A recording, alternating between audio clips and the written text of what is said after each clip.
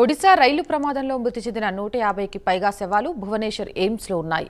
ఇప్పటికీ వాటికి అధికారులు గుర్తించలేకపోతున్నారు. జనరల్ బోగీల్లో ప్రయాణించిన వారి శవాలను తీసుకెళ్లడానికి కూడా బంధువులు రాకపోవడంతో సామూహిక ఖననం చేసే ఆలోచనలో రైల్వే శాఖ ఉంది. కాగా రైల్వే శాఖ ఇప్పటి వరకు 275 మంది చనిపోయారని అధికారికంగా ప్రకటించింది. అయితే మృతుల సంఖ్యపై ఇప్పటి వరకు స్పష్టత రాలేదు.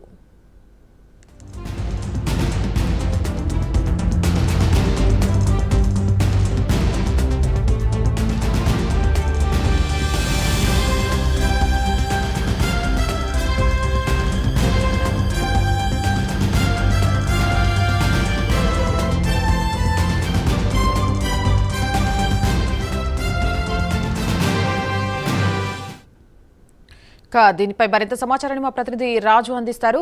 రాజు, చెప్పండి, ఒడిశా రైలు ప్రమాదంలో చనిపోయిన వారిని గుర్తించడం కష్టంగా ఉందని అధికారులు చెప్తున్నట్టుగా తెలుస్తోంది. దీనికి సంబంధించిన అప్డేట్స్ ఏంటి?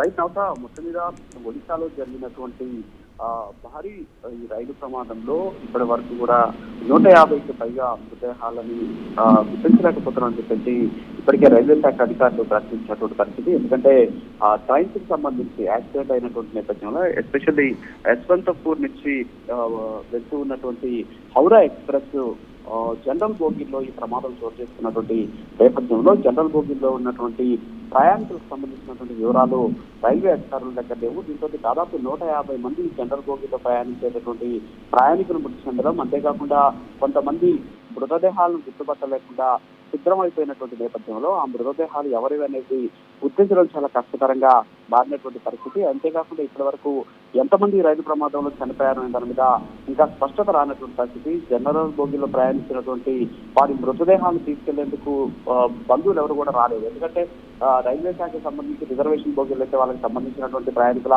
పూర్తి వివరాలు ఉంటాయి. కానీ జనరల్ బోగీలో ఇచ్చినటువంటి ప్రయాణికులకు సంబంధించి ఎలాంటి వివరాలు రైల్వే శాఖ దగ్గర లేవు. అంతేకాకుండా బంధువులు కూడా ఎవరు ఈ హెల్ప్ లైన్ సెంటర్స్ ఏవైతే హెల్ప్ డెస్క్ ఏర్పాటు చేశారో అక్కడ కూడా ఎవరు కూడా సమాచారం కోసం ఫోన్లు చేసినటువంటి దాఖలాలు లేవు. దీంతో దాదాపు 150కి పైగా మృతదేహాలను గుర్తించలేకపోవడంతో ఆ 150 మృతదేహాలను సామూహిక ఖననం చేయాలి అని చెప్పేసి రైల్వే శాఖ భావిస్తోంది. ఎందుకంటే ఆ మృతదేహాలను భద్రపరచడం చాలా కష్టంగా మారింది. ఎందుకంటే ఎక్కడైతే ఈ ప్రమాదం జరిగినటువంటి ప్రాంతంలో ఒక స్కూల్లో ఈ మృతదేహాలన్నీ కూడా పెట్టినటువంటి పరిస్థితి. అక్కడి నుంచి వాటిని తీసుకెళ్లి సమీపంలో ఉన్నటువంటి అనేక హాస్పిటల్స్ లోని మార్చురీ కేంద్రాల్లో ఫ్రీజర్ బాక్స్ లో పెట్టినప్పటికీ కూడా అది సరిపోయినటువంటి సిచ్యువేషన్ నేపథ్యంలో ఆ మృతదేహాలను గుర్తించకపోవడం, అవి రోజు రోజుకి పాడైపోతూ ఉన్నటువంటి నేపథ్యంలో ఖచ్చితంగా సామూహిక ఖననమే దీనికి మార్గం అని చెప్పి రైల్వే శాఖ భావిస్తుంది. ఇవాళ వెయిట్ చేసిన తర్వాత ఎన్ని మృతదేహాలు ఇంకా కూడా గుర్తించలేకపోతున్నాయని వివరాలు తీసుకున్న తర్వాత ఆ మృతదేహాలకి సామూహిక ఖననం చేసేందుకు కూడా రైల్వే శాఖ సమాయత్తమవుతున్నటువంటి పరిస్థితి కనిపిస్తుంది. Thank you Raju.